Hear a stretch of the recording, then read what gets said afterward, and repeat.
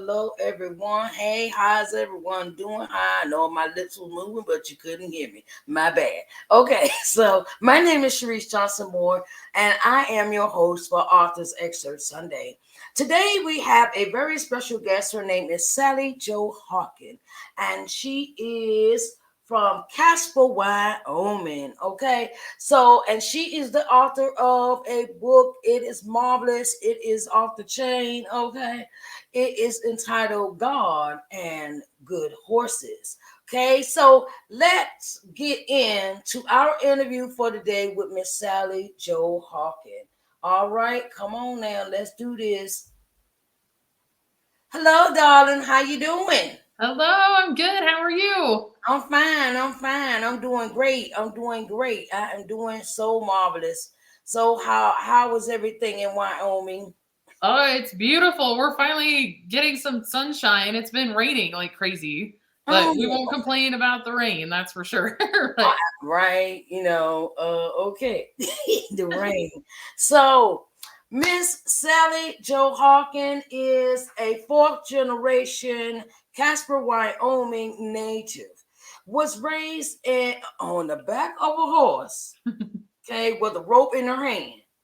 She attended Northwest College in Powell, Wyoming on a full rodeo scholarship and later graduated with a degree in animal science. Sallie is passionate about her children's ministry at church and is a teacher at the local church, okay? Her lifelong love of writing was put to the test when she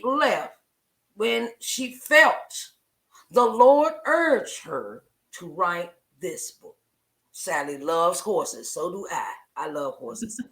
And rodeo and photography. Wyoming and the Western way of life.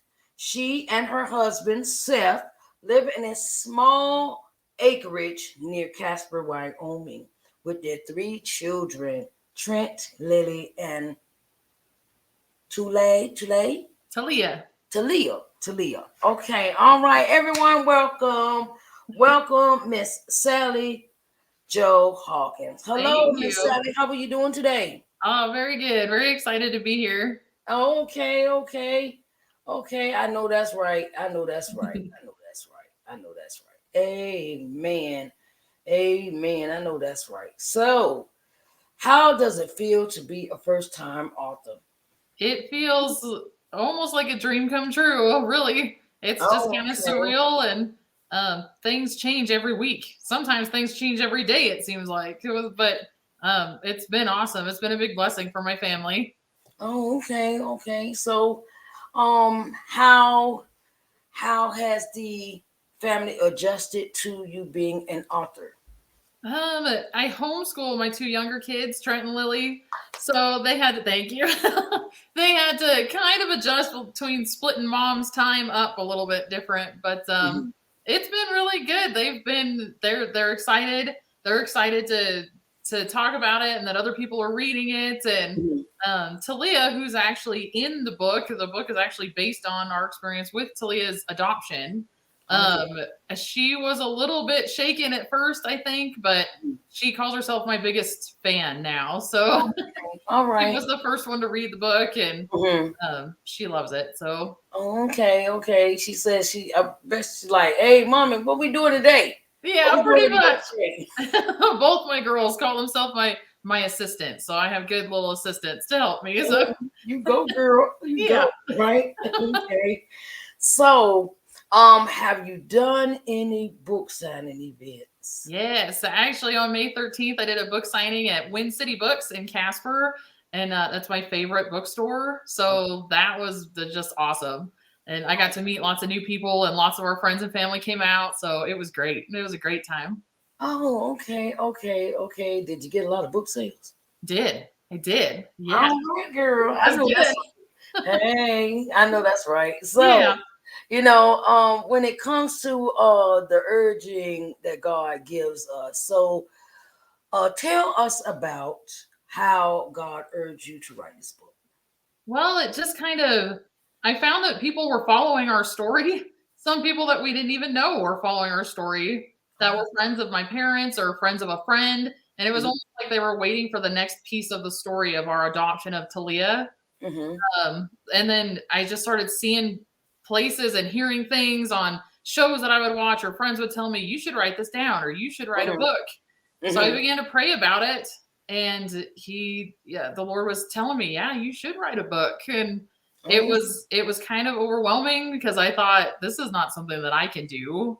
But I wrote the first 3 chapters, and I thought, this actually is something that I can do. But I wanted God to be my co-writer. So I asked him every step of the way to help me tell this story the way he wanted the story told. Because really that's what it is my testimony of what he did for our family. Yes. So it was awesome. It was a long process. It took me 3 years because I had to do it in between being a mom and all these other things that I do. But it was awesome. I totally understand that. Yeah. All right, you got to cook, you got to clean, you got to change diapers, you got to go to school, you got to make sure houses, you have so many things that play a role in the life of a mother. Yes. And where it's not just the domestic stuff, you got to deal with the emotional and the physical, Absolutely, all of those aspects, and so are we ready for the excerpt? I'm ready for the excerpt. I think so. Yes, ma'am. So this excerpt is from when Seth and Sally, which is my husband and I, they have been to an adoption agency, a private adoption agency, and we have left, and we're just overwhelmed with the things that we have learned there. Oh, yes. So here we go. After a while, I said, we're supposed to provide a safe home and safe vehicles to care for the baby, but we're supposed to sell our safe home and our safe vehicles to pay for the fees to get the baby? He crunched on some fries, thinking, selling our vehicles is not a good option. We have to have good vehicles. So we sell the house? We love our house. He was silent for a few minutes before saying, sell our house and move where? We both know how lucky we were to find that house in our price range. We'd never find one like it again. We finished our meal in silence, dumped our trash, and headed to the truck. We got on the interstate to go towards home. It doesn't feel like adopting a baby who needs a family, I said. It feels like buying a baby, like the baby goes to the highest bidder. I don't want to sell off our things that we have worked hard to have just to make this happen. Seth took my hand and squeezed it. There's going to be a way to make this happen without having to give up everything. Just have faith. Okay, I know that's right. So, thank you for the excerpt. I wanted to say, how is that experience? I mean, how in a more in-depth concept. So at the time you were trying to adopt a baby, right? Yeah. And as they say, you darned if you do and you darned if you don't, right? Yep, exactly. And so, how was it when you finally found out that you were getting your baby? Oh, it had been so long. We tried for years to conceive. Doctors had no answers for us, that they just said, well, you should be able to do this. We got to the point there where we were looking at IVF, but I could tell then that IVF was not the right choice for us. The adoption was. So then it kind of started us down this whole road, I guess, of adoption. And we really had our hearts set on a baby. But private adoption is expensive, extremely. And there's still no guarantee that you will ever get a baby, even after you spend all this money and years and things. And so we got steered towards adoption through foster care.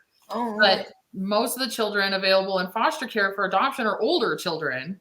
So we kind of still had our hearts set on a baby, or maybe up to 5 years old, but it was taking a long time, and we had a lot of maybes, and then they missed for just different reasons. When we finally learned about Talia, she was 9 years old, and we weren't sure that we would be equipped for her because she was 9 and she had been through so many horrible things in her short life that taking on a child that needed all of these extra things a traumatized child would need. We didn't know if we were equipped for that. Yes. The good news is that God is equipped for that. I know that's right. Yeah. I know that's right. I know that's So right. we did a lot of praying, and there was just kind of this moment where I was like, we have to try to help. We have to try to get her. And my husband knows me well enough that he knows when I get to that point, we're doing it. Your mind, So, your there's mind no is stopping strong, now. right? They say like a bull in China shop. Yes. So it was still a really long process before we actually got to meet her.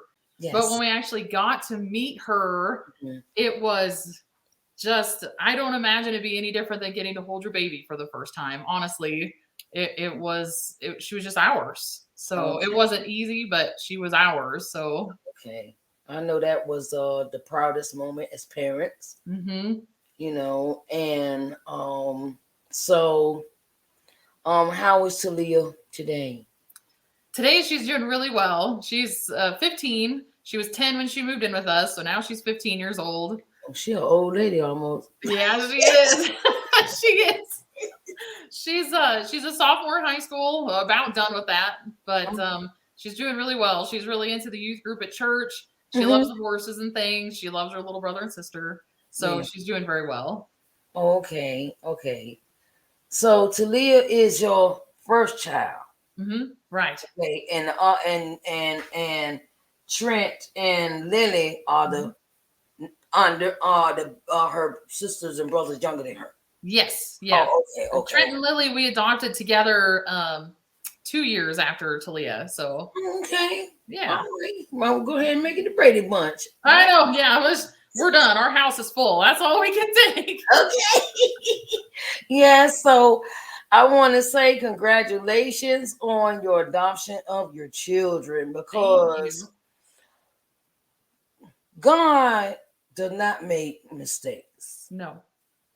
And once you have this way of letting God lead your heart into what he wants you to have, everything becomes obsolete and less stress. Really no stress. Yeah. And you have this abundance of joy all the time where you don't let stuff get you down. Stuff doesn't how can I say this? It don't work your nerves, okay? Yeah. And the joy, and it is a total joy to have children in your life, and God placed you in the children's life for a reason. Yes. And I wanted to say, so how does I'm gonna ask this question. So how many horses do you own? 7. Okay, and you have a farm and stables and yeah, kind of. I don't know if I call it a farm, but yeah, we have, along with my folks' place, about 52 acres outside of town, and yeah, it's nice. It's not big, but we love it, and we do. We've got the horses, and we've got some cattle and roping cattle and goats and chickens and ducks and a pony. So. Okay, all right. And then that makes it is good that the children have those things, because horses have the sweetest souls. Yeah, they do. Horses, yes, I have lots of people ask me why I named or titled the book God and Good Horses. And it's because that's what saves me, and that's what saved my kids too, because the horses are they're just therapeutic. They just are. Okay. And so yeah, that's why. Okay. So do the children go out, they get dressed and everything, and they get all excited and say, okay, I gotta go see my horses now before they even go to school? Oh yes. This morning we rode, and it's been so muddy here we haven't got to ride very much, but they have been chomping at the bit to ride. So okay. Yep, they each have their own horse that they ride, and Trent and Lily are going to start junior rodeoing this summer, and so yeah, they love their horses. Okay, all right. Well, you'll have to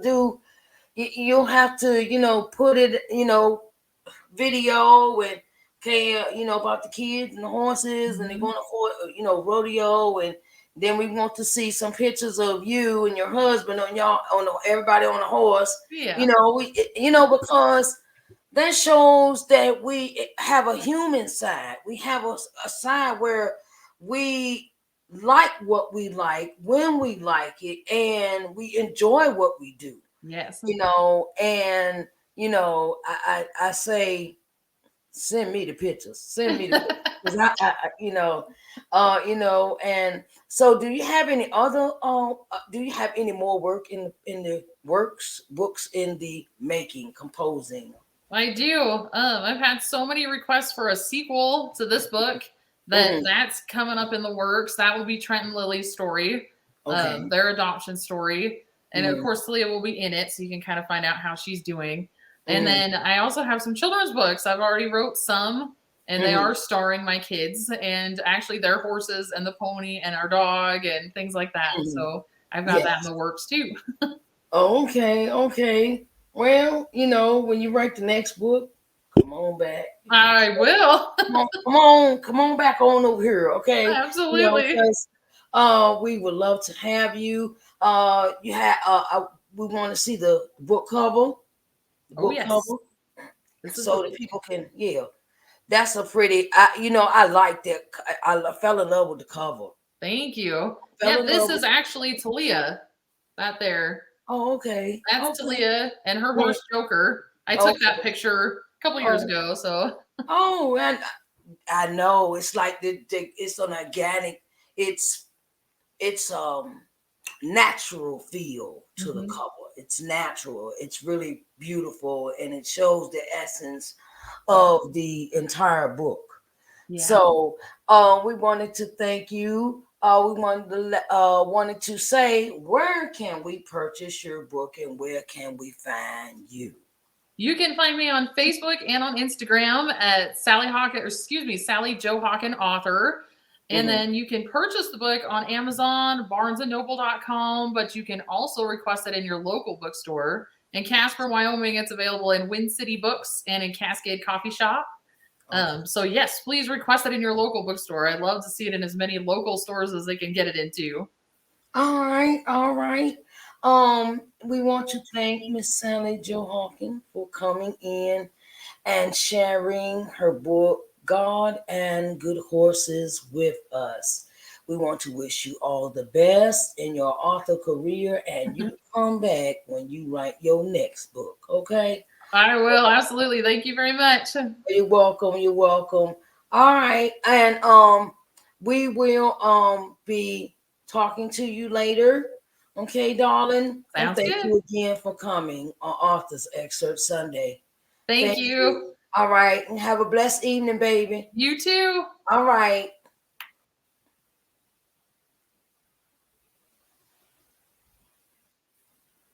All right, everyone. All right. It has been an honor and a privilege, and it has been my my sincere heart to bring you an author every weekend to have and to bring them and to share with you what they write about, what their lives are about. Because I created this show for the fact that that we must turn around and support each other. We must support each other in the essence of that we no one is alone. You are not alone in your author journey. So I say, come on and let's do this together on Author's Excerpt Sunday.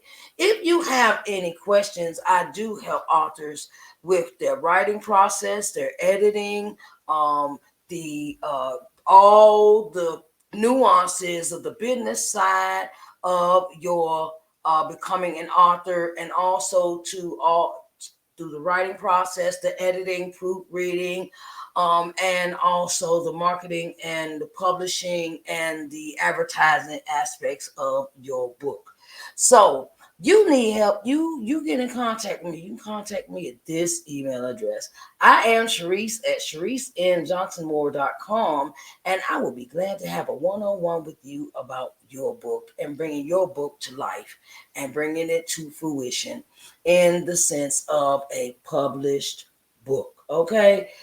I want to say thank you to Sallie Jo Hawken for being our special guest today. And the title of her book is God and Good Horses. It can be found on Amazon. And I will give you the link to where it can be found and purchased at the uh, Amazon. And it's a real good book. Okay, it's a real good book. I have really kind of deep dived into it and everything, and it is very, very, very, very hard. It pulls the heartstrings, so I love it. And I want to thank everybody for coming in today for Authors Excerpt Sunday. It has been it has been my privilege, been my honor to have you in the place to be. Okay. If you would like to be a guest on Authors Extra Sunday, please do not hesitate to reach out to me. My email address, I am Sharice at ShariceNJohnsonMoore.com, and I shall send you the details on how to be a guest on Authors Extra Sunday. I thank you so much, everyone, and I love you, and I want you to have a very blessed day. All right, everyone, I'll talk to you again on Authors Extra Sunday. Bye, babies.